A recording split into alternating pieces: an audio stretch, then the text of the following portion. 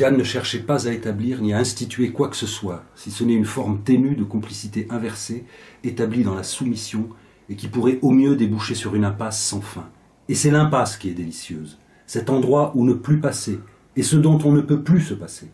C'est ainsi que certains noctambules des années 80 croisés au Palace à Paris, et avec lesquels je tuais régulièrement le temps de mes études, ne parvenaient pas à décrocher de la coke, non pour avoir accès à un état spécial qu'ils croyaient supérieur, mais précisément pour ne plus s'en passer. Il y avait cette joie désespérée dans leur ennui, l'aveu qu'ils ne s'inquiétaient plus vraiment des lois de la vie, de la mort et de l'amour, qui passaient comme d'infranchissables fleuves autour de leur pâle campement précaire dans l'existence.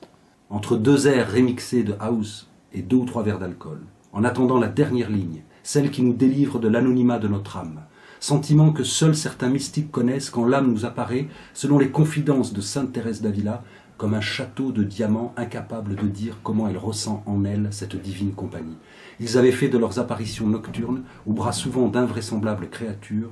les seuls moments héroïques de leur être au milieu de ténèbres artificielles. La vérité était qu'une fois le matin levé, une fois la fête dissipée, ils n'étaient plus que de tout petits personnages maladifs, employés de bureau, représentants de commerce, étudiants médiocres ou apprentis dilettantes, désargentés, jeunes écrivains ratés, ignorant presque tout ce qui se passait à l'horizon de leur être. L'addiction ne porte pas tant sur la substance et ses pouvoirs que sur l'impasse du plaisir procuré. Ils ressemblaient à de grands insectes mi-volants, mi-dansants qui tremblaient sur leurs fines jambes immobiles et saisis par le sentiment d'une théologie négative. Puisque être maîtrisé par le plaisir d'être dominé par une drogue ou une personne, c'est en réalité être maîtrisé par l'absolu qu'on y a logé. Absolu parce que cela a la fascination du néant.